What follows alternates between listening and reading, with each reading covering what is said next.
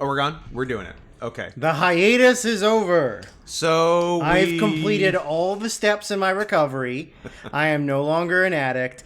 And I have found Jesus Christ. So this podcast is going to take a very sharp turn in a different direction starting now. Now. A sharp turn righter than we were? Or just a different kind of right. We're an alternate alt-right podcast now. Guys, this is an alternative to your regular alt-right podcast.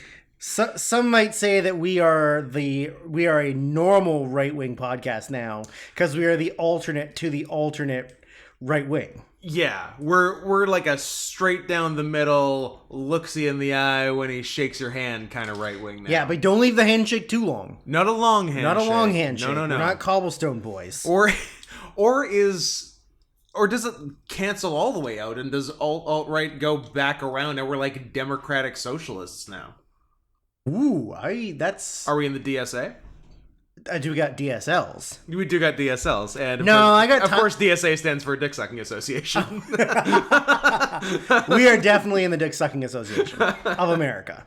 Are you going to tell the people what you were addicted to and why you had to go through a 12-step program? I believe you made the international signal on the immediate minor on the emergency podcast. So I was addicted to catnip. Yep. And couldn't get enough. Yeah. I was and you kept escalating the ways you were doing. Like first you were smoking, and then you were snorting, and then you were freebasing, and then you were shooting. You were chawing it. That's the correct term, right? I chawed it. Yeah. And luckily, guys, we missed a week of podcast because Drew was chawing catnip. I was addicted to chaw. Luckily, got a spittoon full of green goo. Yeah. Luckily, I live in the correct area of Vancouver where I can do seedy things for catnip. That's true. Or also when I'm high on catnip. Yeah, you're in the spot for it. Yeah. You're in the snow leopard district. I am in the SNEP district. Yeah. So that's good. You literally, unbeknownst to yourself, moved 3 or less blocks away from another snow leopard. I know. I would love to see a map that's just geographical locations. Like a sexual offenders map, but snow leopards? Absolutely. No, not necessarily just snow leopards. Just any furries. Oh, I think you'd get a pretty decent sprinkling in this area. Yeah, I think so. I think so for sure. For sure. I know a couple. You know what, Scott? We need to really extend our boundaries past the 3 blocks we hang out in so that we can start meeting other furries in Vancouver. Okay. Because, you know some, I know some, but we don't know enough. You can never have enough. Let's squat up. I want to keep going until I'm uncomfortable with the amount I know. Yeah. In person. Yeah, that's the right number. Yeah. Yeah. I want to go right number is too many. I want to keep going until I stop saying to everyone that I'm furry adjacent, but Scott's a furry. Yeah. I guess I'm a furry now. I'm too far dangerously deep in this. I have made a mistake that I cannot come back from. I know over 300 furries, but personally, in my local area. by their persona name only. That's the best. The best is when you do not know their real first or last name. It was like all those years of wrestling where we only knew yarders' names by their yarder names. Yeah. We didn't actually know their real life names until much later. Yeah, what's fucking Jason Styles' name? Or it's like when I actually know that one. Michael Dwight.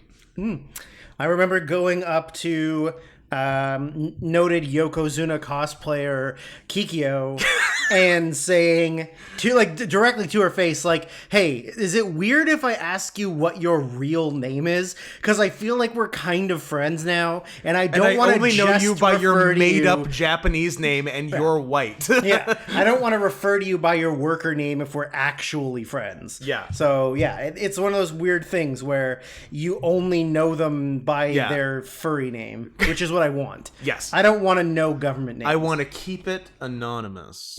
Absolutely. I want to become a long haul trucker where everything's about being anonymous. Yeah. Utilize those rest stops, boys.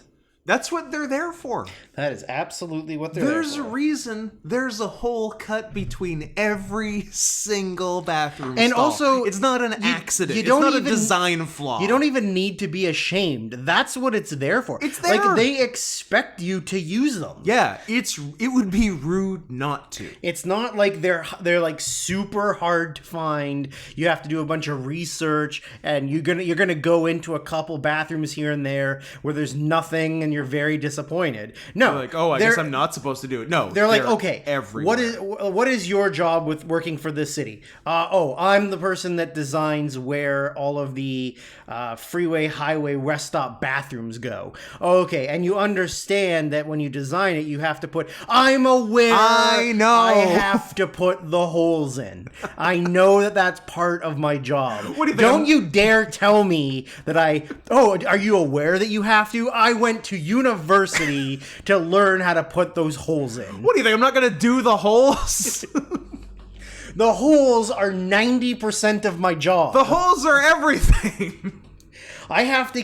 The only two things. I start from the holes and work out from there. The only two things I need to make sure are deadly accurate are the distances between the two stops and the height from the floor to crotch level. Yes. Those are the only two things I need to do for my job.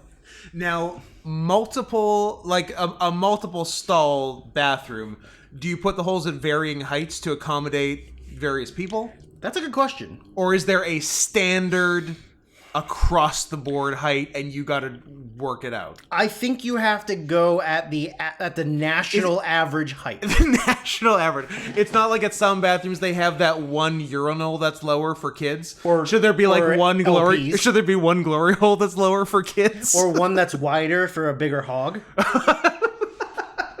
That's true. The us in the thick hog community don't want to be left out of the whole game. Thick. The THC.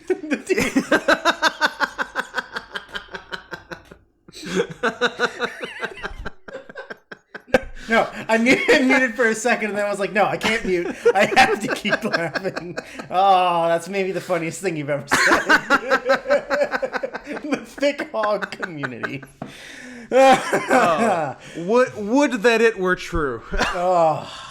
Have you ever gone in a bathroom and seen one? That's a great question. I think I have. I'm trying to think if I have or if it's just from all the media I watch. The media. Yeah. The mainstream media. Yeah, brazzers, but gay brazzers. The fake news. Whatever media. gay brazzers is. I saw a bunch of I'm gonna Google what's gay brazzers. browsers. I saw a bunch of just brazzers makes gay it's just porn. also I guess. brazzers. Yeah.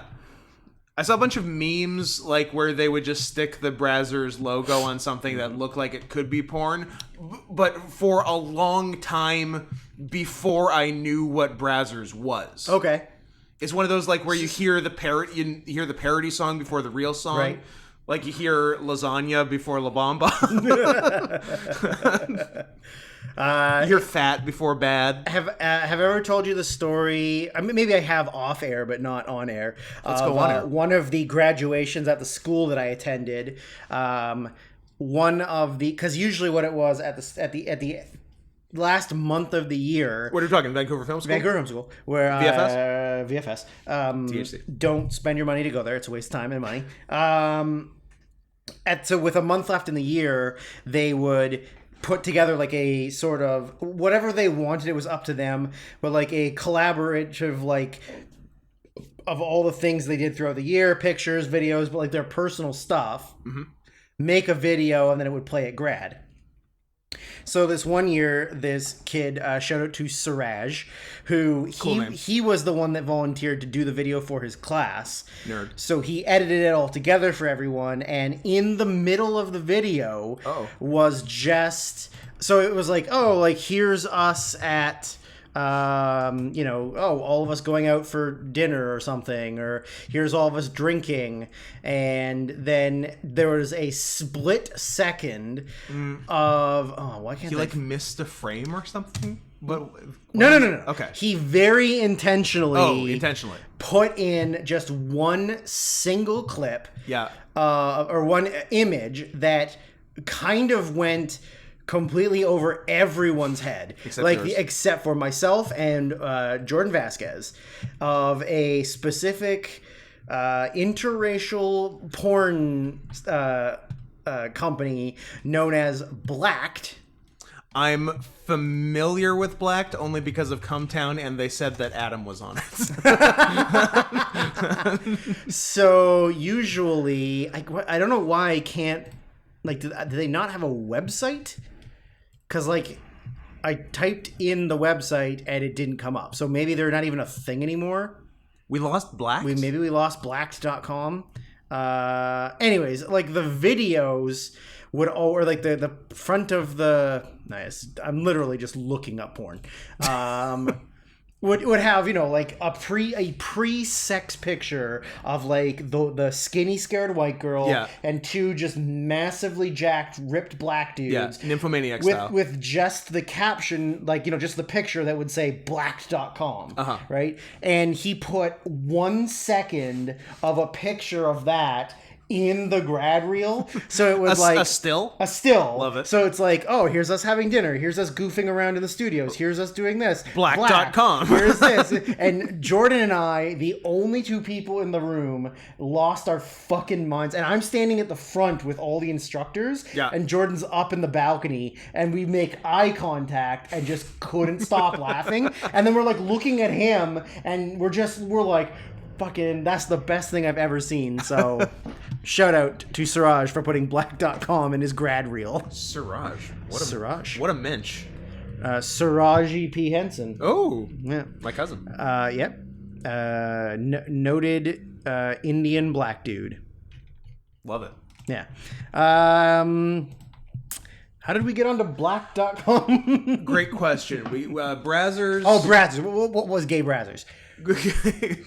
Which we decided was Brozers. The question, though, have you ever seen a glory hole? I think I must have somewhere in my travels in the U.S. I don't know if I've seen a Canadian glory hole. In one of your cruising travels? I mean, you gotta go. It was I called it Cruising USA. Huh. I thought it was a race, but it turned out to be mostly about anonymous gay sex. Well, you got to read between the lines, Scott. Yeah. The line between the lines where it says the lines being someone else's balls. This is straight married men who want to have gay sex. P.S. They're not straight. Yeah, that is a big P.S. about all those married guys having gay sex. They're gay. I don't know if you're aware of this. You're gay. Not everyone's gonna come out and tell you that. It's not straight married men who are experimenting. It's men who got married by accident and they're gay. Ain't nothing straight married men don't go have gay sex. Ain't nothing gay about getting your dick sucked. However, there is something gay about letting another man put his penis in your butt. There really is. There really is, and that's what they're doing. I love that this podcast has become talking about cruising. Well, absolutely. I love that I feel like for a while, kind of like early in this season, we got off of the gay sex train for a while. So I'm glad we're back to our bread and butter. This is what brought us to the dance, and you dance with who brought you. This is our last dance. Yeah. Wait, is that what that Michael Jordan documentary is about? Yeah. Did he lose all his money gambling on gay porn? Yeah. No, he lost all of his money betting on Mandingo fighting. He's a self-hating black man. That actually is very scandalous. I can see why he had to take, even though he was the number one basketball player of the time, maybe of all time, I can see having to take a year off from the NBA because you got busted Mandingo fighting. But betting on Mandingo. No, obviously not doing it himself. He's far above that. I can't believe that he absolutely got away, or like lied his way out of his gambling debts leading to somebody murdering his father. Yes. Like, no. He took a nap on the side of the road in his car, and these two white kids came, and they they just wanted to rob him for money. You know how the fathers of really, really rich people take naps on the side of the road. Yeah, in their cars. Yeah. Who really, really rich people whose fathers also have gambling problems, as if it was some kind of disease within their bloodline. It's Hereditary. That's what that movie's about. That ugly girl got addicted to gambling, and that's why her head flew off. Stay with me. I'm talking about the movie Hereditary. This works. This bit works. Don't look at me. Oh, no, I didn't hear what you said. Okay. I didn't hear the name of the... I didn't hear Hereditary, so I was like... a movie where her head flies off? I'm like, what? I'm not the asshole here. I mean, you are, but for other reasons. Yeah, I absolutely love the fact that they're like, no. There was nothing sketchy about this. No, nobody. There wasn't any money. Famous sports figure in the world. Nobody owed anybody any money, and it wasn't anything to do with the fact that he had made a bad bet on the Washington Generals. It was all about... They were due! It was just... It was purely about these two kids just looking for some spare change, and they murdered him. And happened to stumble across Michael Jordan's dad. Two young white kids who had no criminal records and had never done anything bad in their lives, but they just felt like murdering somebody. Hey, every now and then, even the best of us gets the itch. You can't say you haven't. I wonder if those guys are even still in jail. Oh, interesting. Like, if they were, like, released for, like, some mysterious circumstance of, like, oh, there wasn't enough evidence to, to convict them on a proper murder. So their semen was found, but it could have been anyone's semen, really. So now they're living, like, in, like, Southern California, where they get paid $32,000 a month by some mysterious benefactor, you know? At a vacant house in Calabasas. Yes, because you'd think that would have been a bigger story. I don't know anything about the criminal trial or history of the murderers. Wait, were the murderers even found? Yeah, I think it was like two young kids that were just like they were 8 years old. They were looking to go out to make some trouble, you know. I feel that. I mean, I could read through this really quickly and tell you, but it sounds like one of them is dead. Is cool. Oh my god.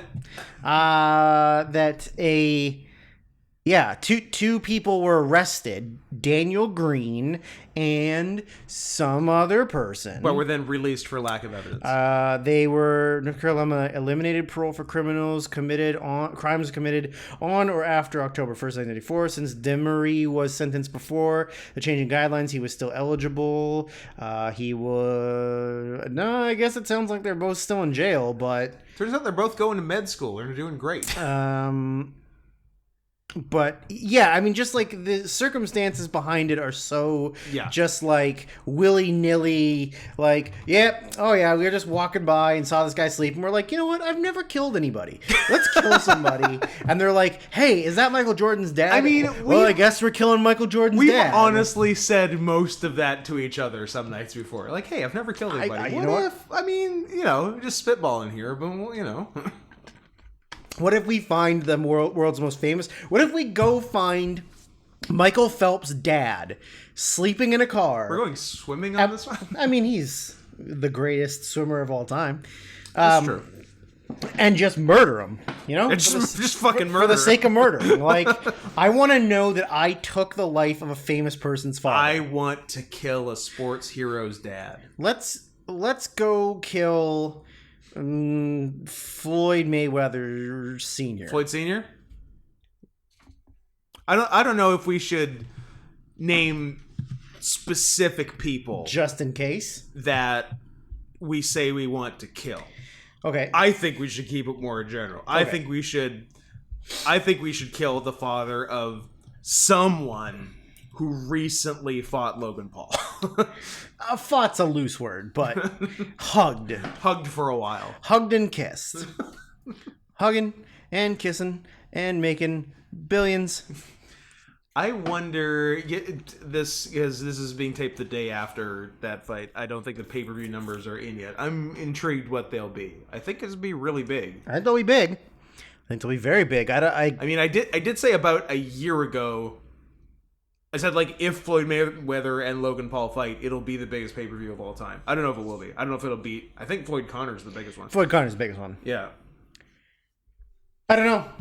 I'm sure that there's a lot of people that, like, I think boxing fans wouldn't pay money for it. That's the thing. Because I don't think that boxing fans know who Logan Paul is. I feel like everyone but boxing fans are the demographic for this fight.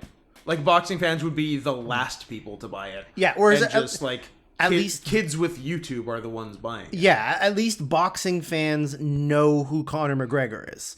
Yeah. Right? Like, he's another contact sport like fighter, so that's why it did so well. But whereas I don't think a 40-year-old or 50-year-old who watched all of Mayweather's career is like, oh yeah, this is the one. Some internet guy I've never heard of. Like, yeah, I'll watch De La Hoya, get out of here. I want to see him fight an influencer. Yeah, I can't imagine it did really well with the actual boxing community. Yeah, but maybe who knows? Maybe we're wrong.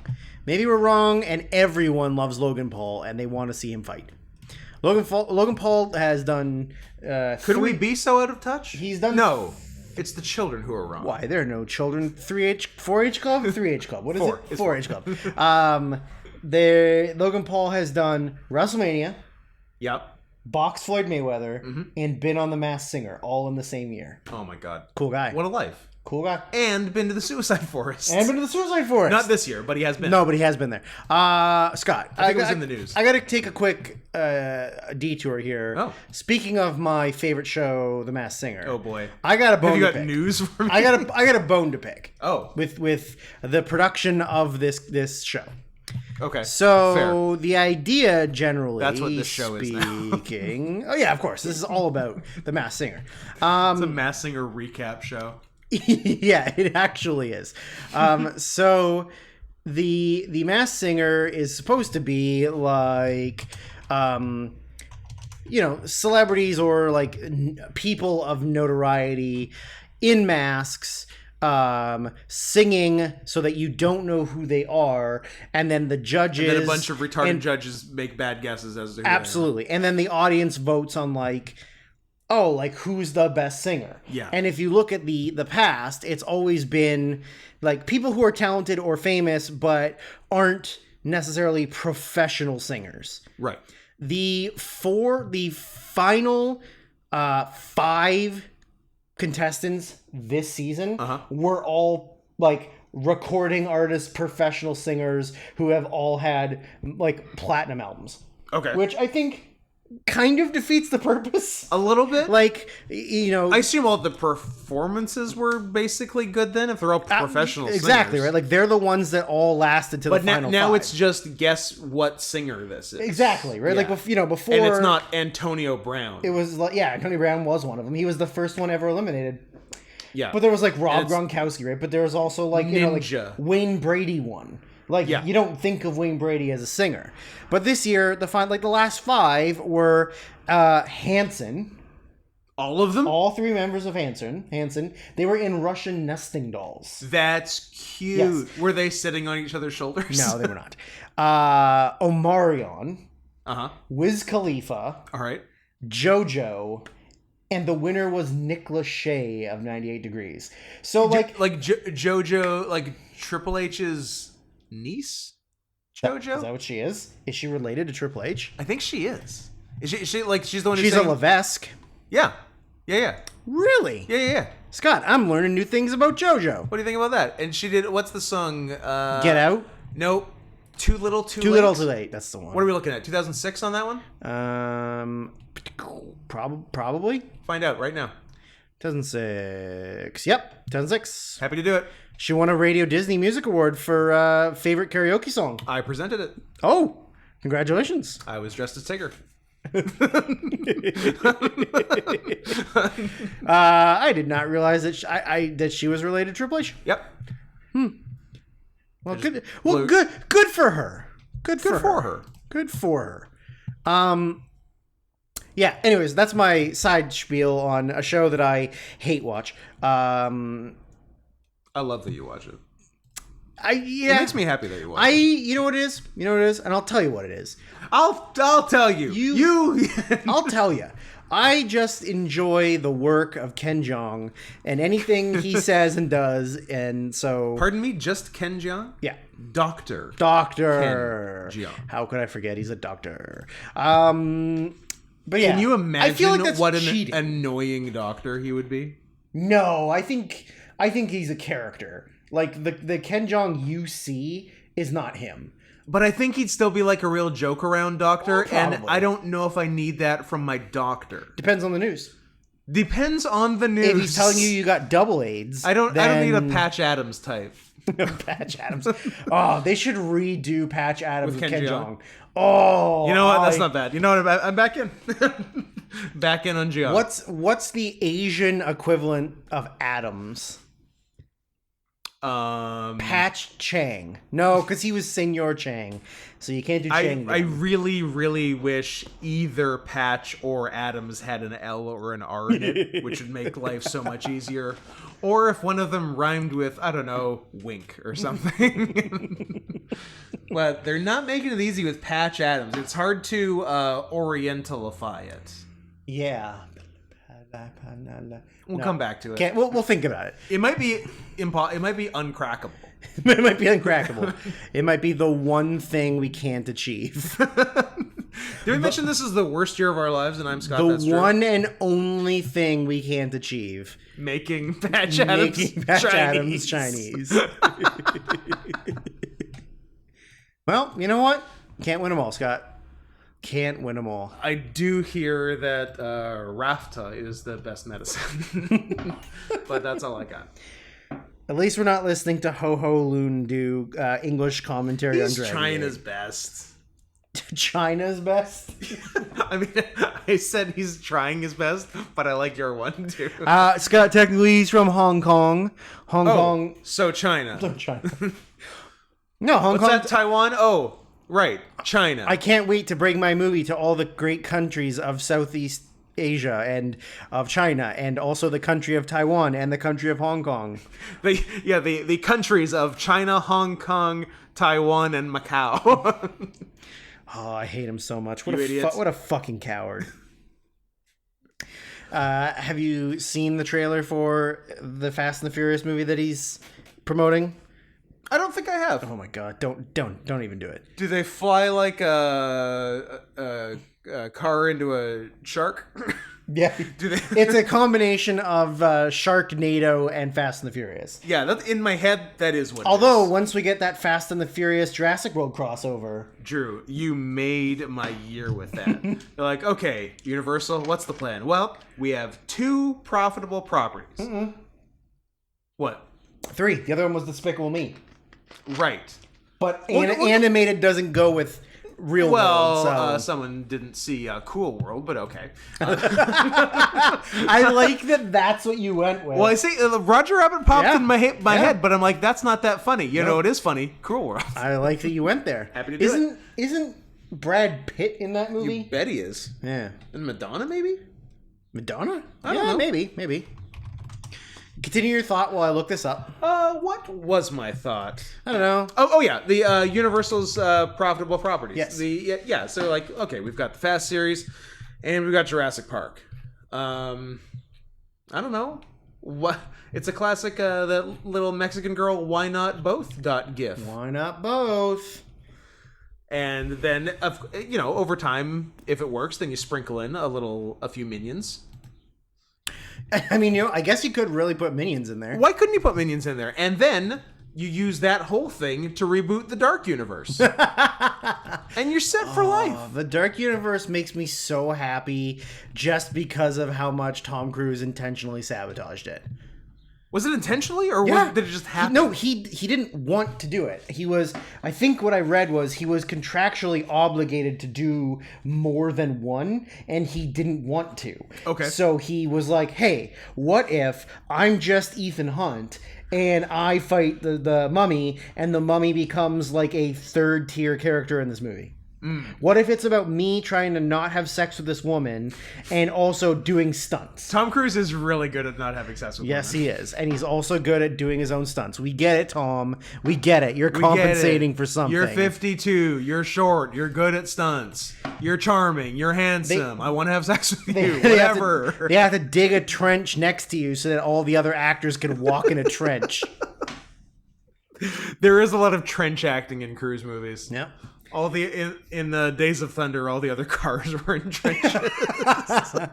All the other cars were racing on an underground parking lot. Days of Thunder, the first Cruise movie I could think of. It's a good one. Should have been Collateral. I like it. Collateral's a good one. I also like Collateral. How about Vanilla Sky? Is it good or is it I think stupid? Vanilla Sky's good too. I haven't watched it in a long time. In my head, it's like, kind of like weird and interesting. But I'm like, but maybe I was young when I saw it and it's just stupid. No, it's good. I'm a big Jack Reacher fan myself. Of course you are. The villain in it. 6'4", big burly guy, Jack Reacher? Yeah. From the books? Yeah, super jacked. Has to get his jackets custom made because he's so big. I mean, Tom Cruise does have to get his jackets custom made for a different reason. Yeah, he shops at Baby Gap. No, the villain in Jack Reacher. Oh, Werner. Werner. Yeah. A rare Werner Herzog acting love role with his fingertips cut off so that he doesn't leave fingerprints. Which he did for real. Which if anyone's going to do it, Werner. it's him. It's Werner. This is, however, not the movie podcast. Oh, yeah. So we can't speak about we can't. movies. Although I do have a Werner-related thing to talk about. We'll talk about it on Thursday. We'll talk about it on Thursday. Write it down. You'll forget. You know what? I will. Write it down beside the dick you drew. The horse dick. The clearly non-human dick you drew that you No, insist. It's just a man's dick. Here's It's the thing. definitely not a horse. It's very erect. It's dead straight. The end of it looked horsey. And horsies are very even when they're erect, they're very Not if someone's doing their job Are right. are you admitting to something live on podcast? Not if someone's doing their job. I'll just say that. The horse fluffer? But the end of it looked very flat. No. I mean, it's got a head on it. Okay.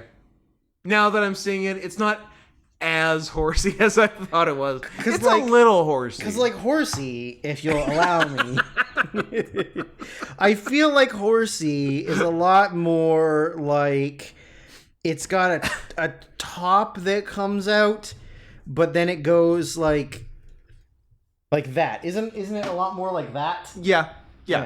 That's horsey. And then the pee and cum part is down there. The pee and cum part. I want to do something else now. And then there's the balls are very away from the penis. The balls are definitely away. Yeah. These ones are nice and I was gonna say those are nice and tight balls. These are nice and snug. High and tight. Yeah, high and tight. That's how I like my balls, high and tight. I remember this is going to be a very shameful admittance. Once I dated a girl years ago, 20 years ago. Yeah, 2020. 2020, 20 years ago or so, where she was giving me a blowies, right, and penis kisses, and she said she complimented me on my wiener, but then said that I had very high balls. High balls. And I was like, what? She's like, your balls are just very high, and I was like, are they? You don't got them, I feel like they're in the right position. Don't got them low clackers? I don't have low clackers, and I feel is low clackers because you're full of semen, so it weighs them so down. much cum because you've been blue balling it for months. Heavy with cum. Yeah, isn't that why they're low? Because you've been blue balling. I think so. They touch the toilet water when you sit down. And I was like, and I can't stop coming, so. There's one thing I know is that I can't stop getting it wet. I like getting my dick greasy. Anyways, what are we doing? What is this? In your house 40? I feel like we've been doing this for 40 weeks. It's like Lent, but weeks, not days. I don't know what number. It was 13, 12? 13. Number 13. Lucky number 13. Lucky number sled. You want to read off of your notes and tell us what city this is coming to us from? It is coming from, if I read my notes correctly, Chattanooga. Chattanooga. I feel like you might have used the wrong vowel. No, in Chattanooga. it was a copy and paste. That's how you spell it. That's what it was on Wikipedia. Yeah, Wikipedia had it put that. If I knew how to edit Wikipedia, I would do it, but I don't. Just change every mention of Chattanooga to a slur. I remember this one year in the summer, we went to my friend's cabin, and our friend got drunk and drove drunk like a cool guy. Yep. Because you should always drink and drive. I mean, you want a bit of a buzz on so you're confident. Sure. Yeah, and also that way you throw your inhibitions to the wind, where you're like, "Ooh, am I going too fast, or should I slow down?" That's true. And if you get in an accident, you're looser and you don't get as hurt. That's true. Yep. Yeah, you don't get hurt if you're all loose. What's crazy is that one's actually real. I know that's for if skiing and stuff. If you end up falling down, you're supposed to go loosey goosey, because if you stiffen up is when you break bones. Yeah. Anyways, so in the middle of the night. Or maybe middle of the night, like 11:30 at night. We were camping between two cities. We were between Merritt and Princeton. Okay. And he decided to drive to Merritt to go to a liquor store that was clearly open at 11:30 at night in the summer. Great. And he got maybe a mile up the road, and the road turned, and he didn't see the turn, and he just hammered a fucking boulder on the side of the road. Damn. Got out of his car, walked a little bit back towards the campground, got tired, and then just slept on the side of the road. Wow. So what a guy. In the morning, when we realized he wasn't there, we went to go look for him. Somebody found his car, but didn't find him. They drove all the way into Merritt, couldn't find him, drove back out, and on the way back out, they found him on the side of the road, and he just came back to camp and drank and whatever. So then there was some dumb inside joke that all of our friends were, who are retarded, were saying that he went to Merritt and got into a bar fight with UFC welterweight champion Matt Hughes. Okay. So when we got back, several of my stupid friends edited Matt Hughes' Wikipedia page with the Justin Thompson incident and just added all this information about him beating somebody up, blah, blah, blah. And then it was up for a few weeks until somebody finally noticed and took it down. Pretty good. But I love those hilarious edits of stupid things like that. Yeah. I couldn't believe that it stayed up for that long. Yeah, I think there was one that stayed up for a while from the Flophouse, that movie podcast. Yeah. On Stellan Skarsgård's Wikipedia. Okay. Where his official nickname was listed, or not even nickname, just also known as Stellar Skateboard. So dumb, but so awesome. All right. WWF In Your House 13, Final Four. Not the Final Four, just Final Four. And also, not even any Final Four. Not even we'll any get Final to. Four. Four, In Your House, 4 of the Final 5. In Your Houses number 1, 2, 4, and 5. So someone really got butt fucked on this one. Yeah. And it's got to be Kane. So Chattanooga, Tennessee, not to be confused with Butafuco. Not to be confused with what I copy and pasted from Wikipedia. Yeah. Jim Ross, Jerry Lawler on commentary. We didn't get a.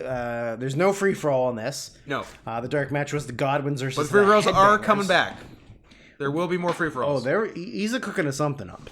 So the pay-per-view, there wasn't really much of a promo package. There wasn't much of a build-up to the show. It just got...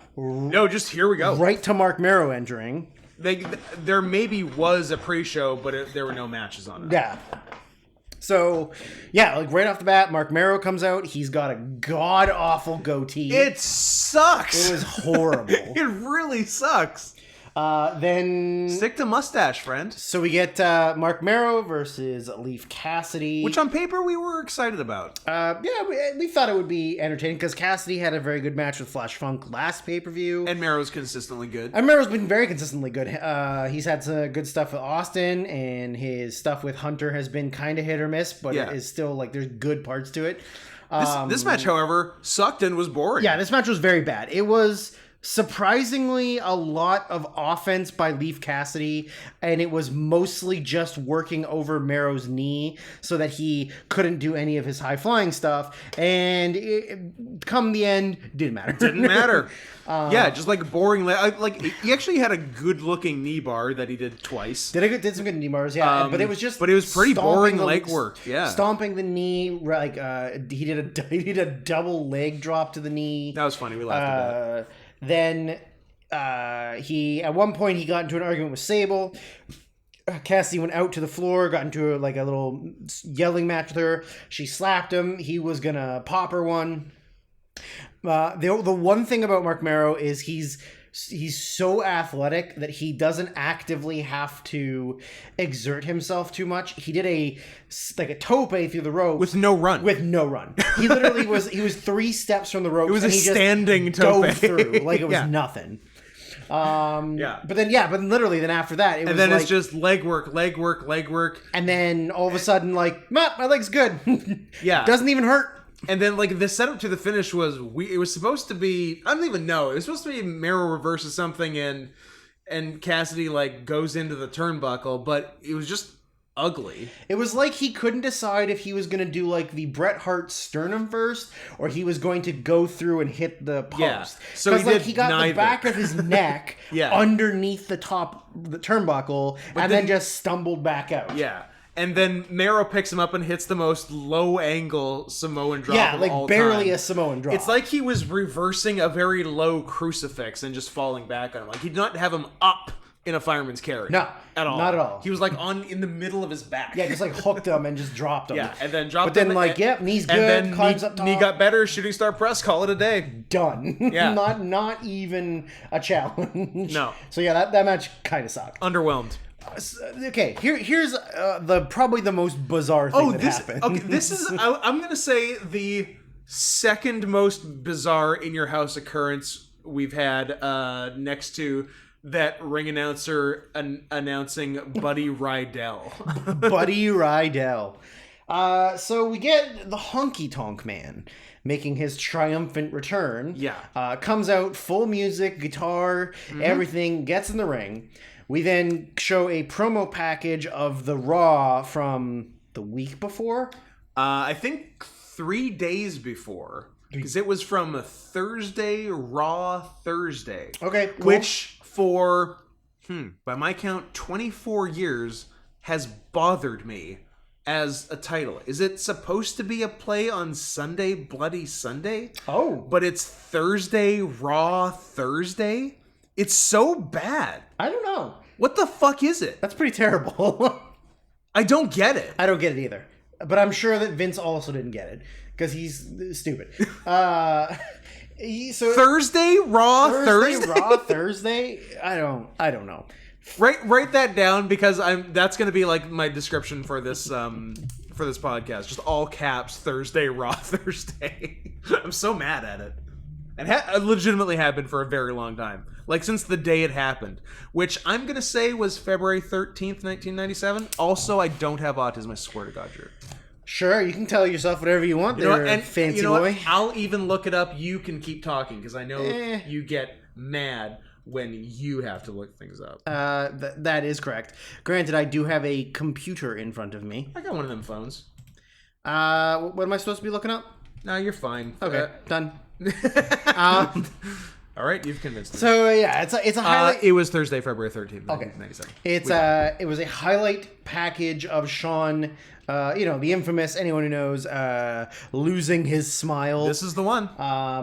But just they should most people have probably just seen the clips or little highlights of it. They showed the whole interview. This is pretty much the whole interview, and the fucking disdain in Sean's voice. In Junkie Liar. The Shawn whole Michaels. fucking time he's talking to Vince.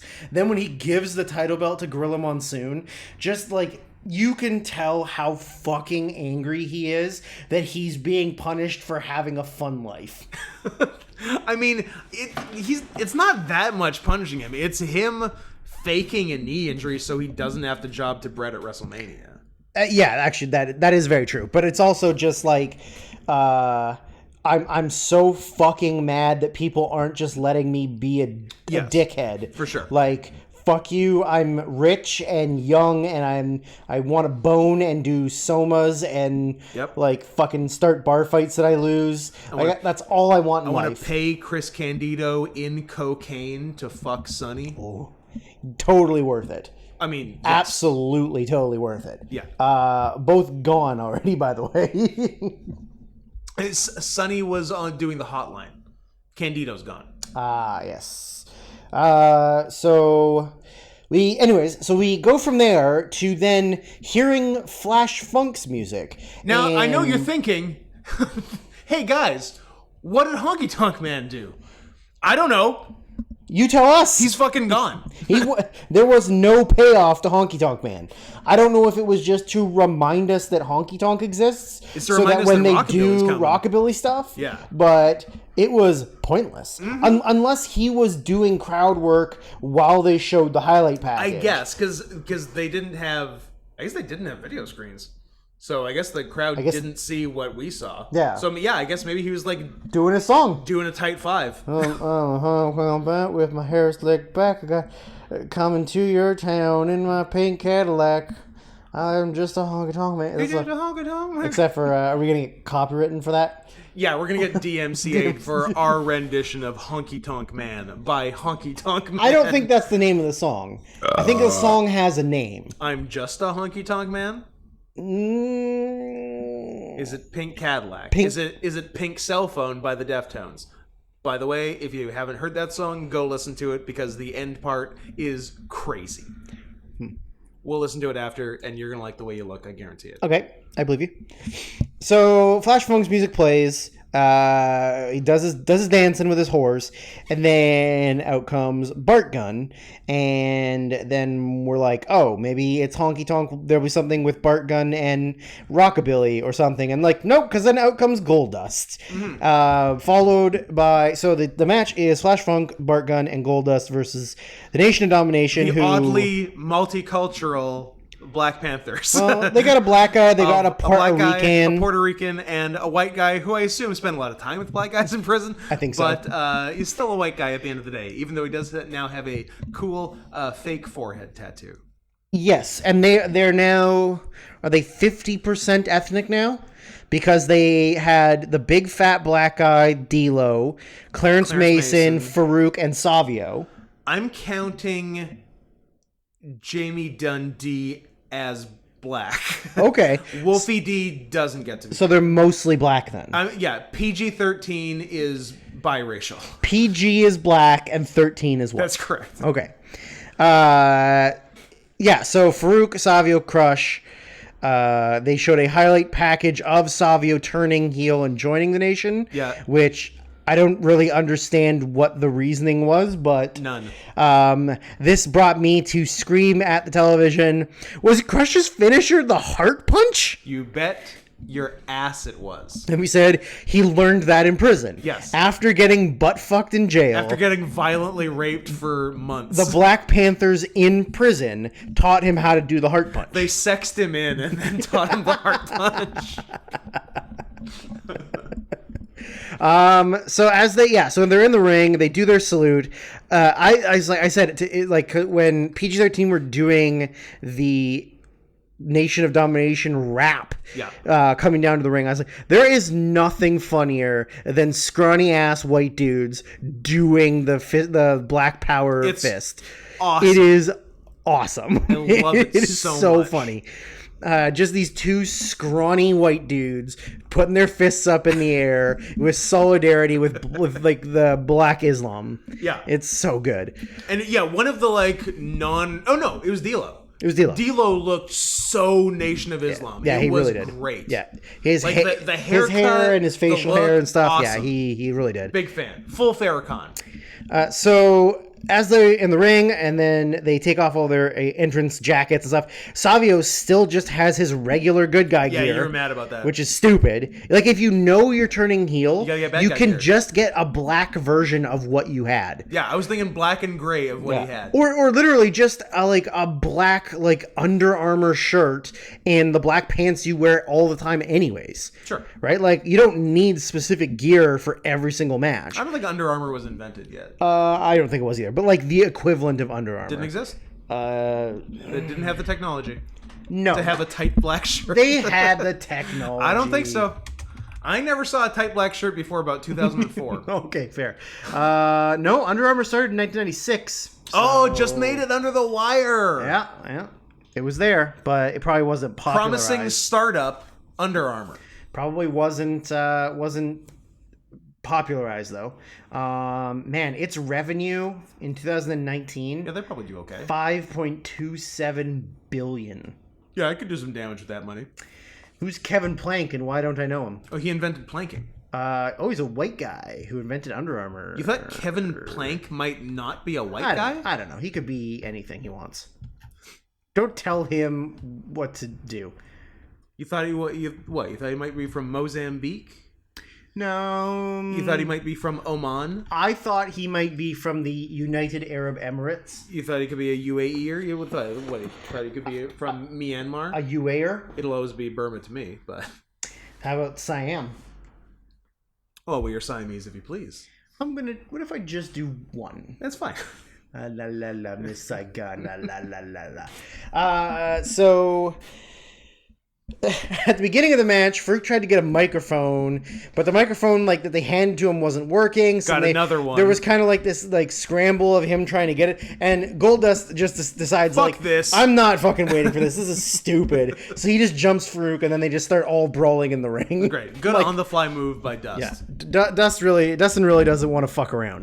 He's not interested. No.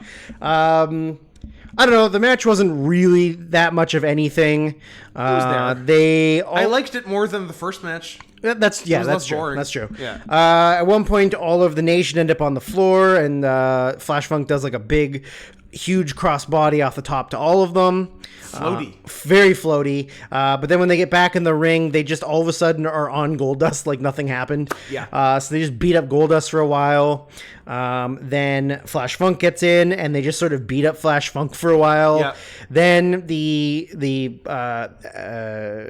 probably the best spot in the match was I think Farouk and Crush. Farouk and Crush go to whip Farouk off the ropes. Flash. They whip Flash off the ropes. Go for a double clothesline. Which he does a full backflip around. Catches their arms in the chest and does a backflip, and then ends up behind them and just shoves them off the ropes and does a big double diving clothesline. Yeah. But awesome. Just looked very cool. Yeah. The backflip it was smooth as hell. So then Funk gets the hot tag to babyface Bart Gunn. Babyface Bart Gunn. Here we go. Lefty, old Southpaw comes in, starts throwing his goddamn kapow. Starts throwing his goddamn left-handed punches, which I fucking hate. Yep. So there's a bunch of brawling around. Savio comes in, Goldust hits a move on him. Yeah. Crush runs in, Flash Funk hits a move on him. They're kind of brawling around. Bart goes up to the second rope or top rope. Top rope. Yeah. First Farouk tries to get him up for the Dominator. Which, although in the preview, yes. Oh my god! In the promo package, he gave it to Bart. Yeah. And he, first of all, did not get Bart all the way up on his shoulders. He got him barely vertical. He got him barely to pile driver. And then just went. Yeah. And tried to actively cripple Bart Gunn. Yeah. So then he gets Bart up on his shoulders. Bart drops over the top rope to the apron. Farouk sort of just dazily sells with his back to the rope, towards the middle a little bit. Yeah. But not active, not trying to make it look good at all. No. Bart goes up to the top rope, hits a big ass bulldog off the top rope, which is maybe his finisher. Maybe his finisher looked good. So as he's going for the pin, the referee is distracted by PG-13 brawling with Flash Funk and Goldust on the floor. So Crush gets in the ring and realizes that Bart Gunn is pinning Farouk and does the most devastating finishing move in the history of professional wrestling, which is a break up the pinfall with a regular move that knocks the guy out so the other guy wins. I hate that shit. It's horrible. He comes and gives him a leg drop. Yeah. It was like a calf drop. Like, he did it so terribly. And then Farouk he rolls Farouk over, and Farouk gets the pinfall while, like, dead. Yeah, like, would you ever just pin a guy after a leg drop crush? No, you wouldn't. So why was it so devastating just because you did it when he was pinning someone? Why does that make it worse for him? It's like all those times that Razor Ramon was winning with all those moves he never did. That was interesting. So now Crush just wins every match by the moves he does. Crush he has dropped the heart punch in favor of the leg drop to a guy who's pinning someone. Yes, and which is a finish. We get another interesting finish next match, actually. I forgot about that. Yes, we do. So in the back, we got Handsome Doc interviewing Austin, essentially saying to Austin that he's never been a main eventer. And then Austin says, "Fuck you, last month I won the Royal Rumble. Yeah. That was the main event, bitch." and like, of the 4 main eventers in this match, Austin's promo is the only good one. Yeah. Undertaker's sucks. Vader's was whatever, but it was mostly not Vader talking. Yeah, and Vader's with Paul Bearer now, not Jim Cornette. Yes. Undertaker's was the worst. Yep. And Bret's was, like, in typical Bret fashion, like, not great. It was pretty standard, Bret. Yeah. But Taker was, like, well below average. And it's not like Taker is the best promo guy in the world. Like, he has a style. Yes. But this was, like... I don't know if low energy is the right word, because it's not like Taker is bombastic. No. But it's like he's not bombastic Bart or bodacious Bob. No, bombastic Bob and bodacious Bart. Yeah. It's like he was bored. Yeah, or just like into it. Or like they didn't give him a lot of time to prepare for what he's going to say, so they're just like, all right, Taker, you're on. And he goes like, fuck. It's not going to be, maybe it's not going to be now, and maybe it's not going to be never, but it's coming. And we're like, what? What? Shouldn't it be now? The match is now, buddy. You should get ready. So, after that, we got the Intercontinental title match of Rocky Maivia, new champion Rocky Maivia. Who just won it on Thursday, Raw Thursday. Yes, with a surprise cross-legged roll-up, which we very much liked. No, not cross-legged. That was he should have. No, when he won the title, he should have done a cross. He should have when he won it. Yes. Versus Hunter Hearst Helmsley. The opening spot was awful. It was It was just basic ass like rope running spot, but it sucked. But like Hunter ran into the ropes really slowly, and the Rock sort of like stumbled in for a drop toe hold. Really it didn't really drop work. Toe hold. Yeah. And then they're just like bad chain. But at this point, I mean, Rocky's been wrestling for all of like 10 minutes, so it's not like he's a seasoned veteran who he is not a vet who knows exactly what he's doing. Yeah, I mean, he debuted on WWE 3 months ago. Yes, and he did some Memphis before that. Yes, but not a lot. His first match, was in November. Yeah, and he did, enough things between November and now, but that's still only a few months of being on TV. Yeah. Are you gonna load? Or are you gonna? There we go. Yeah. So it's not like you expect him to. He did some Flex Cabana matches. Oh, Flex Cabana is a good fucking name. Yeah. I'm really disappointed that wasn't his name. I wonder if he would have been as big. I'm gonna say yes. Maybe bigger. Maybe he'd be making some real money as a movie star now. Yes. If he had been Flex Cabana. Oh, here's a match: Moondog Rover and Moondog Spot. Great. Against Bart Sawyer and Flex Cabana. Hell yeah. Oh man, we could have a tag team of Flex Cabana and Colt Cabana. Oh, love it. Anyways, There's at one point the Rocky does, to our surprise, the layeth the smackdown. I didn't know he was doing this. I did not know he this did it early, either, but so- maybe he had been doing it the whole time. We just never noticed. Yeah. So which is of course the like duck the clothesline, Spin float around the guy's over back, into a DDT. DDT, but the timing was kind of off. So Yeah. Hunter had to like give himself a DDT and just look like he crippled himself. Yeah, like Just like threw himself. Rock head first. went down before Triple H, so Triple H just fucking spiked himself. Yeah, just absolutely tried to break his own neck. Then at that point, Goldust comes out Yeah. to be a big old queer. He starts Makes kisses, blowing he shows him his kisses, butt. and spanking his butt at Yeah. Triple H. Pretty good stuff. Which Hunter does not appreciate. It's not. So what does Rocky do about it? So how does Rocky finish this match? With his Does he shoulder give him breaker? his classic shoulder Does he breaker? maybe bust out an early rock bottom? You never know. He does The- not. The answer, no. The answer won't surprise you. He starts like a back suplex and then does a German suplex and pins him. For a pin. Yeah.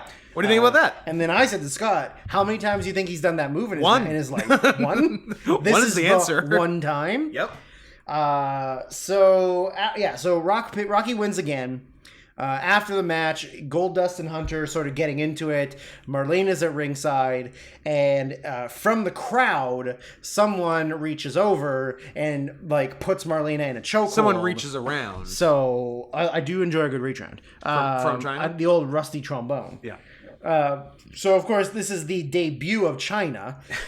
So China has Marlena in a chokehold. The security guards are trying to like separate China is them. fucking jacked. Her arms are huge. Huge, and this is pre-jaw surgery, so Pre-HRT. big old blocky face. And She was still transitioning to a woman at this point. noted transphobe Jim Ross Noted ally Jim Ross. says like very loudly, Yeah. "Is that a woman?" He's very confused by what China is. So good. Like we rewound it and listened to it again because That was a highlight.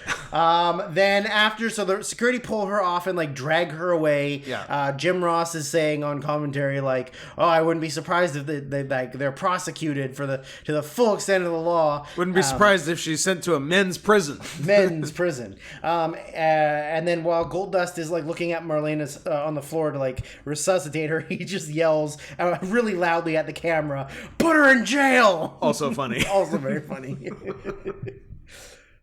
So after that is the WWF Tag Team Titles match of heel Owen Hart and vaguely babyface British Bulldog. Yep. Against the team of Doug Furnace Dan and Crawford? Not Dan Crawford. Not even Danny Crawford. Nope. Philip LaFawn. I mean, it is his real name, but he was kind of Dan Crawford every other place he ever worked. Yeah, I'm really interested to find out why that's not his name. Because Doug Furnace is Doug Furnace's name. He's Doug Furnace. Through and through. Yeah, so I don't Born and bred. understand why he isn't... Is it where, like, why does it matter what your name is? Don't know. So I'd be very interested to find out why he's Philip LaFawn. And he's from Paris, France. Wonder if did All Japan copyright Dan Crawford? No. But no, Maybe? Vader worked as Vader everywhere. Yeah, I don't know. So why the fuck can't Dan Crawford? Maybe they gave him the option to wrestle under his regular I'm name. gonna be me for once. This is the real me. I'm off the meds. This is the real me. I'm Kanyeing this shit. I'm running for Kanye, president. get back on the meds. I'm running for president now. I wish. Do you think Phil LaFawn has Twitter? We should hit him up. Great question. I bet Doug Furnace doesn't. You bet. You know what? You're probably right. I want to. You know what? Somebody help me get a hold of Phil LaFawn. I want to. Let's get at Phil LaFawn, guys. Phil LaFawn. Maybe he's Dan Crawford on Twitter. I don't know. Maybe he realized that real names weren't the way to go. You know what? I'm gonna say no. Damn. But Dan Crawford. What do we think? I mean, he's like 60 years old, so Yeah. he probably doesn't have it. You never know. OJ has Twitter. He's like 60. You know what? What do you think about that? That is correct.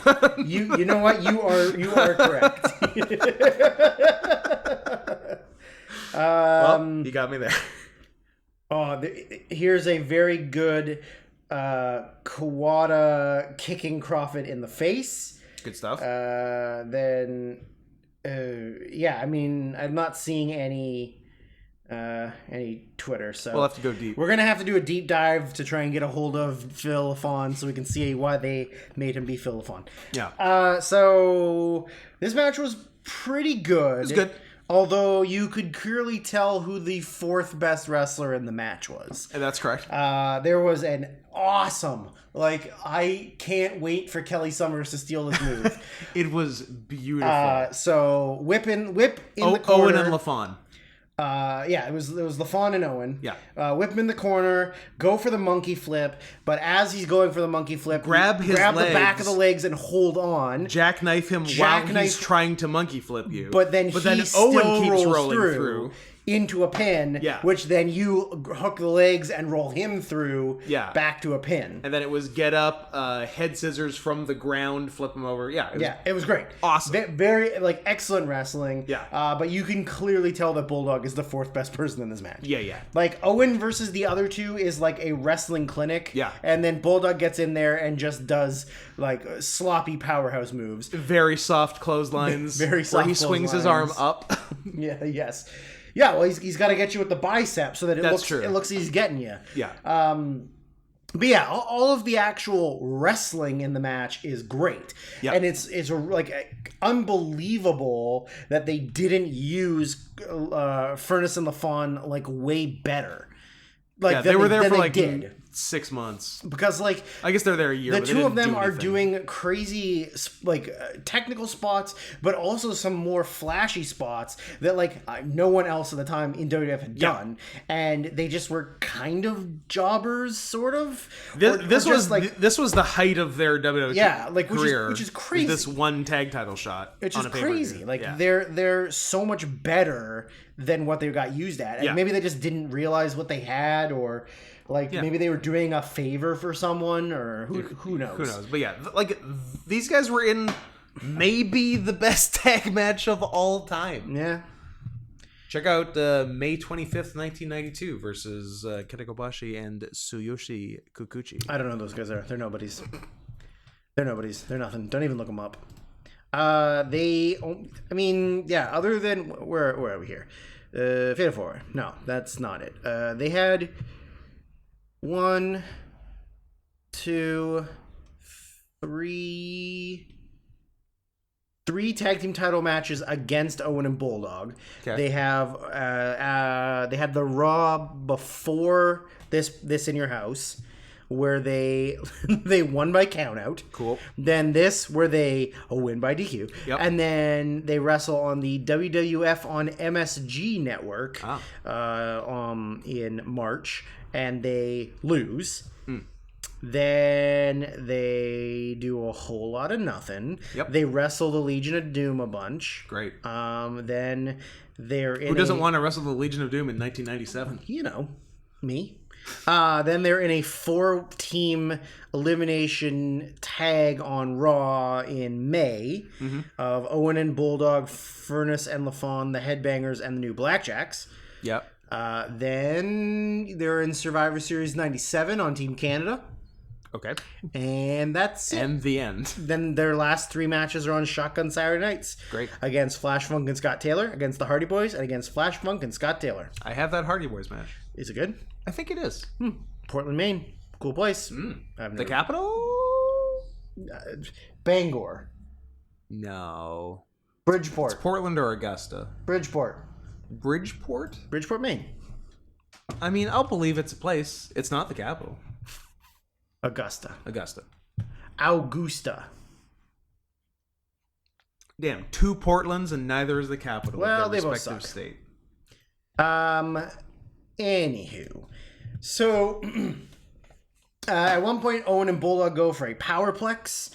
However, Owen jumps with his legs and knees on the side Bulldog's faces. Yeah. So he kind of lands on him. Kind of crushes him.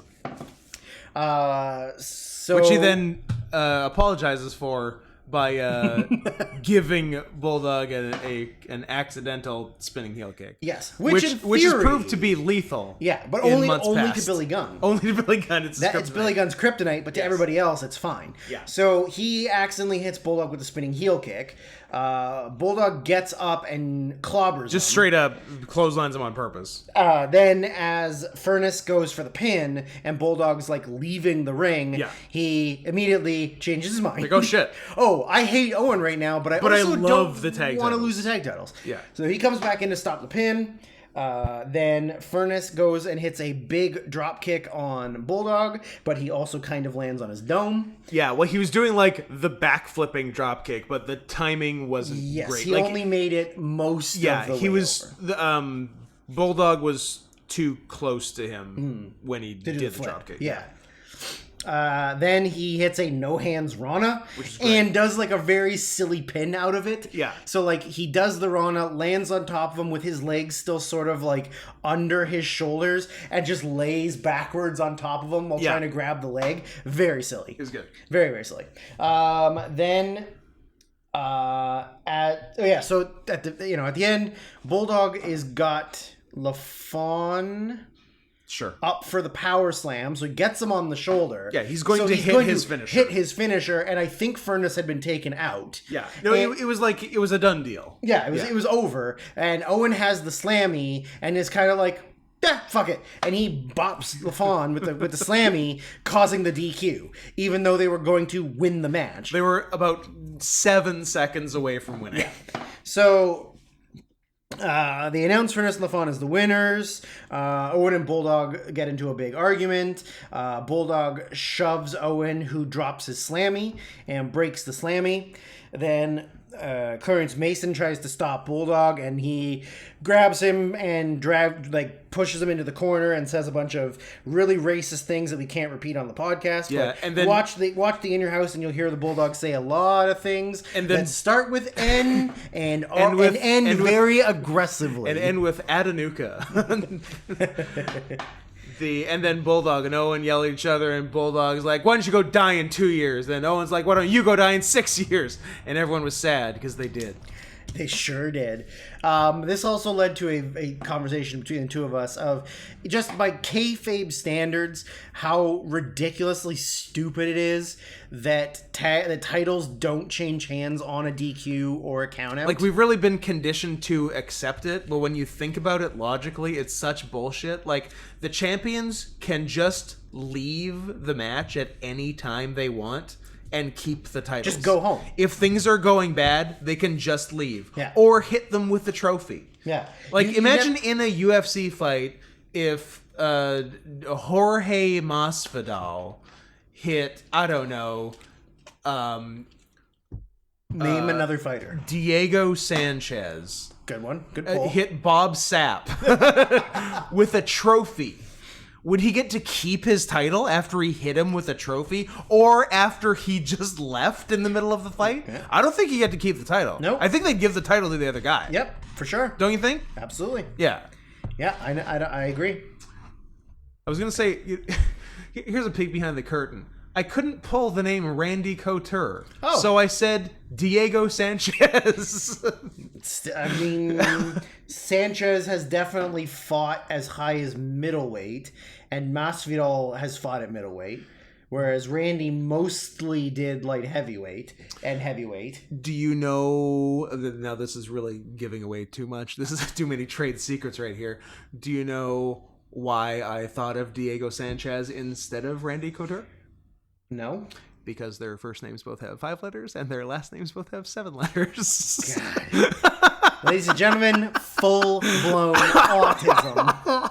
Oh, why does my brain work that way? I don't know, but it's a funny thing that it does. All right, I'm better. Okay, we're back. Oh, Lone Johnson. So at this point is when we get the god-awful Undertaker promo. Sucks. Where he rambles about Vader and none of it makes sense.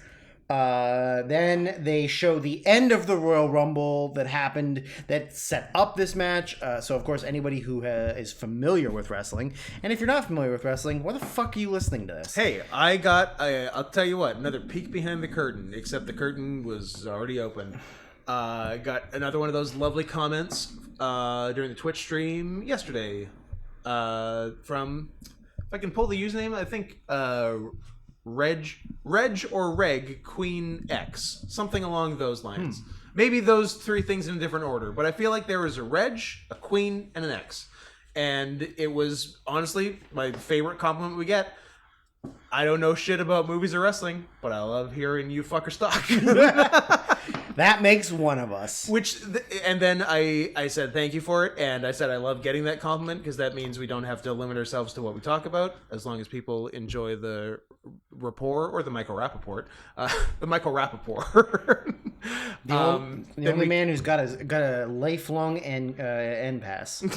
Then we can do whatever. So I said that's great, and then.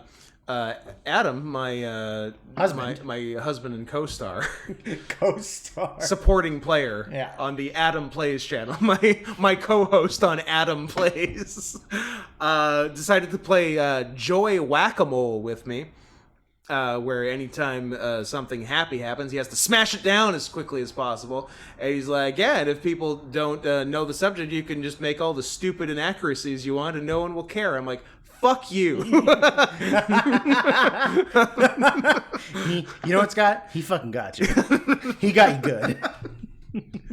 I'm like, yeah, not a single person who listens to our podcast knows wrestling or movies on our wrestling and movies podcast. Yeah. No one. You bastard. You bastard. How dare you? Anyway, Final Four. What do you think about these four? You think they were the Final Four? I will tell you right now that I believe that these four people were in the match at the end. Okay. It's interesting you're phrasing it that way. 4 out of the last 5 people. Okay. Were they the last 4 people in the match? Who's to say? Who's to say? So by kayfabe, let's look at this by kayfabe. Is Gorilla Monsoon mentally challenged? Interesting. Because there's video footage of Steve Austin being eliminated. Yeah, the full on. Legally, cleanly being eliminated tossed by Bret Hart. Tossed over the top rope, both feet on the floor. Yeah. In fact, his whole body on the floor. Body. And they're like, nah, you're in the Final Four. Yeah. In fact, you won the Royal Rumble. Not the other 4 guys that were still in the ring when you got thrown out of the ring. Yeah. That's right. So instead of it being... So the match ends up being Steve Austin, who was illegally eliminated. Illegally came back. Who then illegally eliminated Undertaker and Vader. Yeah. Who then illegally eliminated Bret Hart. Who had just legally eliminated Fake Diesel. Fake Diesel was the third last person in the match. Fake Diesel was... He came third. Taker and Vader were out. If you're including Austin. Yes. Okay, gotcha. Yeah. He placed third in the Rumble. And so he's in this match, right? No. Oh. He's nowhere to be seen. Gotcha. And we will not even on the show. We will never see Fake Diesel on pay-per-view again. No. Enjoy. What the fuck? Why would we?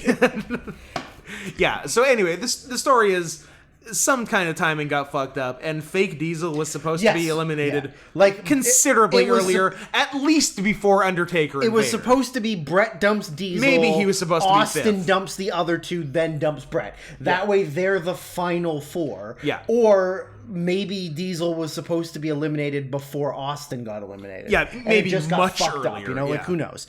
But yeah, anyways, so the final 4 of Vader, Austin, Bret, and Taker, and it's for the vacant. Don't get me wrong, title. I'm glad it's these 4. Yeah, I mean, it's not like Glenn Jacobs isn't a serviceable worker, but him working as Kevin Nash doesn't work. It doesn't work for anybody. I'll take Austin, Bret, Taker, and Vader over that. Yeah, me too. So the match... I mean, the worst worker in the match is probably Undertaker. Yeah, him or Vader have their ups and downs. Yeah. Like their pros and cons, but yeah, I mean they're still both better than Glenn Jacobs as Kevin Nash. So the match is for the vacant World Heavyweight title because Sad Boy Shawn Michaels gave it up. It is also a pinfall, submission, or over-the-top elimination match. Yeah. Which, I don't know. Emphasis on one of those. I feel like it should have just been, we're going to redo the Final Four in a Battle Royal for the title. Like, yeah, obviously pinfalls and submissions are a little bit more, like... maybe a little more entertaining because you can hit a big finishing move. You can get some drama out of it. Think you're going for it and somebody makes the save or whatever, as opposed to just chucking somebody over the top. But, I mean, you're recreating the finish of the Rumble. I don't know. It just makes more sense to just do it that way, I think. Yeah. So... yeah, it starts off with them, like, one guy hits a move on somebody, one guy hits a move on somebody, one guy gets somebody, blah, blah, blah. Then Vader tries to murder The Undertaker, giving him a side belly-to-belly suplex. It was out of control. I don't know if Vader, 1, thought he was stronger than he is, 2, thought Undertaker weighed less than he does, or 3, is just a big fat piece of shit. But he misjudged how strong he is, how big and heavy the Undertaker is, and just completely fucked it up. Taker took like a real hard side bump off of it. Then they sort of pair off, and like the majority of the match is Taker and Vader and Brett and Austin. Like that's very much what the majority of the match is. Like it towards the end, it sort of goes back into a 4-way. Yeah. But a lot of it is Undertaker and Vader on the floor, and Brett and Austin in the ring. But before they separate. Austin has just thrown Brett chest first into the... oh, no, that's after. Austin gets Brett down. Taker gets Vader down. Yeah. Taker turns around. Austin goes for a stunner. And Undertaker decides he's taking a neck breaker. Sells it like a neck breaker. Sells it basically on his back. So then Jim Ross says, oh, a variation of the stunner. Yeah. And we're like, no, it's just Undertaker not knowing how to wrestle. It was supposed to be a stunner. It's just Taker did not get the memorandum. Yeah. So after this, that's when they sort of separate. Brett and Austin are doing like wrestling in the ring, and Vader and Undertaker are just brawling on the floor. Yeah. It seems like Vader and Taker have like very limited chemistry. There's just a lot of sloppiness. I mean, it's mostly just because Vader is a sloppy wrestler, but... although near the end, they had like a real nice, like, just punch out. Yes. They were just hitting each other hard. I mean, The Undertaker is the greatest pure striker in the history of WWE. So, there's just like a lot of sloppiness with steel chairs, like Vader has to swing it and Taker's like not right in position, so he just sort of like doesn't hit him with it, and then he has to hit him in the stomach with it and swing it at the post, and it just doesn't, like, the timing is just really off. But eventually he goes to hit Taker with a chair. The chair gets booted back into Vader's face, which busts him up hard way, like right above the eye. Yeah, like the way he went down, I assumed he was gonna blade, but I didn't really see him blade. But then a minute later, I'm like, oh, he's bleeding. I guess he did blade. But then I saw where he's bleeding from. It's like the side of the eye. Yeah, I'm like a very dangerous place that's to blade. not where you blade. So he just got rocked for real, and he is gushing. Yeah, and he spends the rest of the match bleeding everywhere. Yeah. And like eventually he just takes his mask off because I assume it's like puddling up the blood at his eye. Like, yeah. So as they're on the floor, Undertaker throws... also, he's had his eye knocked out of the socket, yeah. Vader gets thrown really hard into the cameraman and just fucking crushes him in the corner. Like, in the... doesn't he also toss Finkel at some point? He tosses Finkel off to get the chair. Yeah. But yeah, so they're just abusing everyone. Anyone at ringside, you're getting fucked up. Then eventually Austin and Brett end up on the floor. Vader tries to do a sharpshooter on the floor to Brett. It's not. But he doesn't. He can't, like... he doesn't know how people's legs bend. He got his leg through it, and he got Brett's legs crossed over it. So he got the first half, great, no problem. But the turning him over onto Brett's stomach... proved very difficult. Well, Vader's legs don't bend, so he doesn't know how other people's legs bend. And Vader's also not a complicated submissions guy. Yeah, not really. So that's a big spot. Then when they get back in the ring, they sort of pair off as Brett and Taker do some stuff, and Vader and Austin do some stuff. Yeah. Austin hits the Fez press with the punches. Yeah. For the first 6 punches, Vader just doesn't move. Vader treated it as a rest hold. He just takes up, just lays there. Oh, okay, I'll sell 1, 2, 3. Okay. He has a short nap. He's exhausted. He's a big boy and he's been bleeding a lot. It's true. I'd want a breather too. Yeah. Then, if it happens to be while Steve Austin is punching me, so be it. I'll tell you the best time to take a breather. When you're in a battle royal that you don't want to be in. Absolutely. Just and hang you on the sit corner. in the back corner and rest. And then win. I wasn't even tired. I could have had another I was gonna match. say, it's not like you had done a bunch and were tired. You went in fresh and immediately. I went behind a guy and dumped him over the top rope. And then I turned around and took my mask off and looked at Cody. That was the extent of what I did. Good. One person came over to me to try to do a spot, and I literally said... Shoved them no, away. I literally said, no. And they walked away. No. That's all I did. Scott, let this be a lesson to you and Kelly. Never doubt that I will do anything lazy or stupid in a ring. After that, I would Never again. So Brett hits a really killer jumping pile driver on Austin. Yep. Which at the same time Vader's got Taker down and he goes up and misses a moonsault.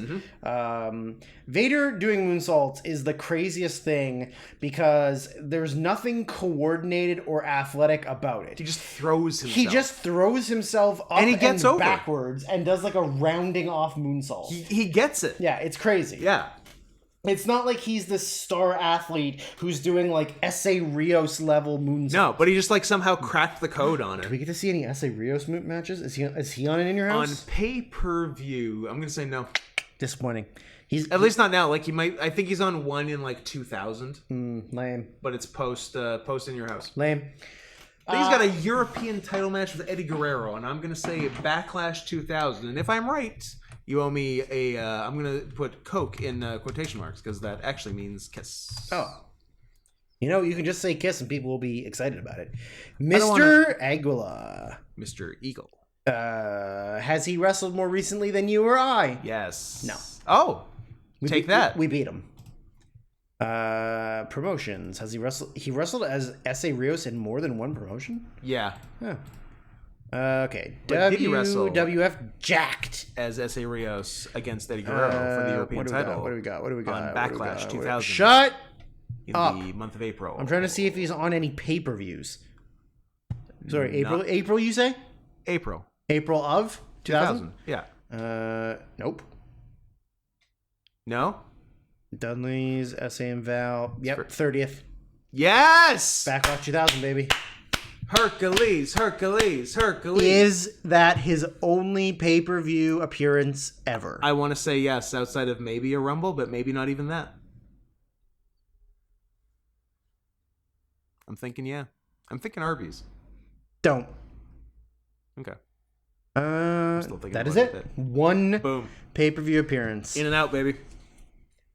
It's got a 4-star Dean Malenko Scotty 2 Hottie Light heavyweight match. Have you seen that match? Yep. Of course I have. The finish? That's the fucking boom. It's good, and the top rope DDT is the finish. And top rope DDT, yeah. Wow, I can't believe this was when I enjoyed wrestling the most. Because there's some bad stuff on here. Backlash 2000 is a good show, though. Yeah, I guess. I mean, there's The Showster versus Kurt Angle match that goes 2 minutes. Which is honestly a delight. I know, but it's super stupid. It's stupid, but it's very funny. I believe S.A. Rios was the all-star of Sunday Night Heat in brackets international version. Oh. He's on 100 of those. Yeah. And then every other match is on WWF Jacked. Yeah. He's a weekend guy. There's some pretty decent Jack matches on here. I'm sure there are. He did a couple against Loki in 2001. Light heavyweight title against Dean Malenko. That's probably pretty good. Just Joe. Ooh. E-legend. Taka. Yep. Yeah, I'm sure there's some good stuff on here. Oh, he does do one other pay-per-view. It's fucking WrestleMania 14. Him versus Taka for the light heavyweight. Oh yeah, see, I'm only looking at S.A. Rios matches. Yeah. But no. Sorry, you were saying what are the other places he wrestled as S.A. Rios? I didn't say that, nor do I care. I thought you said that. No. I said he did. Oh, wrestle you said other he places. did. Okay. I don't care what the places were. Well, I'm going to tell you anyways. Thanks. He wrestled in AWS, BCW, Fuerza Mexicana de Lucha Libre, Game Changer Wrestling, International Wrestling Association, Puerto Rico, Warriors of Wrestling. Wow. That's what it stands for. I'm aware that that's what it stands for. Is he the only person on this WoW show that anyone's ever heard of? Nope, Gangrel. And The Godfather. Anywho. So, yeah, misses the massive moonsault.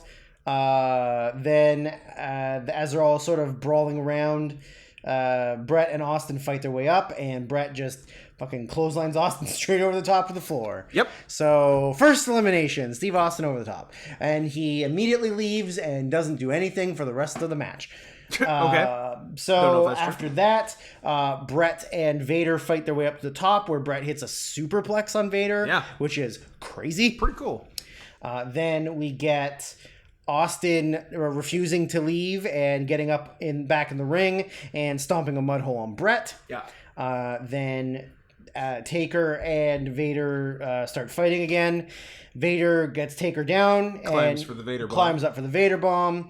Undertaker sits up, gets up, European uppercut, or just low blows him in the dick. Yeah, like a full-on, like just boxing uppercut to the dick. And Vader falls over the top rope and is eliminated. Yep. So after that, I think Taker dumps Austin. Yeah, Taker dumps Yeah, out. Taker dumps Austin back out, being eliminated for the second time. Then Brett and Undertaker do some stuff back and forth. Then Taker goes to give Brett a tombstone, or like gets him on his shoulder to do the tombstone, but Austin pulls Brett off his shoulders, in theory to go over to the apron, but Brett sort of gets crotched on the top rope, and then both Brett and Taker fall down. Then Austin just won't leave, so he stays on the apron. Brett punches him several times. And he doesn't fall. Then and Taker's like, "Let me punch him. let me punch him." So and that works because Taker's bigger. Yeah. So Brett punches him. Brett gives him the old no. Yeah, Taker just punches Austin. Taker turns around. Brett clotheslines him. The end. Yeah. So all three people eliminated were over the top elimination. Yeah. So it should have probably just been over the top. Yeah. Would have made more sense and been a lot faster. And your last note is Sid comes out. We'll face Brett next year. Oh, next year. Nice. Or, tomorrow, where he beats Brett for the title to end Brett's 24-hour title reign. Well, it's because the main event for this coming WrestleMania, which is 1 month after this show, was scheduled to be Shawn Michaels dropping the world title back to Bret Hart, the title that Bret lost Shawn 1 year ago at the previous WrestleMania. Correct. But Shawn is a junky asshole who doesn't like Bret and refused to lose to Bret, so he faked a knee injury, gave up the world title, which resulted in this match for the vacant world title. And upon losing the main event of Bret Hart versus Shawn Michaels, Vince McMahon does what Vince McMahon does, panics, and goes back to the big guys. Gotta give it to the biggest guy. Gets the title immediately on Sid after 24 hours, and it's Sid versus Undertaker for the world title at WrestleMania in a bad match where Shid sits his pants. I like that you didn't correct yourself. That makes me very happy. The big old dummy shit himself. Are we Anyways, good? Are we good on that? That's it. That is In Your House 13, ladies and gentlemen. I hope you hated it. Next one's, by my count, gonna be 14. Next one is Revenge of the Taker. Nerds. Oh, sorry, the Taker. Yeah, I think all that remains to be said is the secret letter is Z, or for our Commonwealth friends, Z. Jesus Christ is our Lord and Savior. Accept him into your life. I right. did.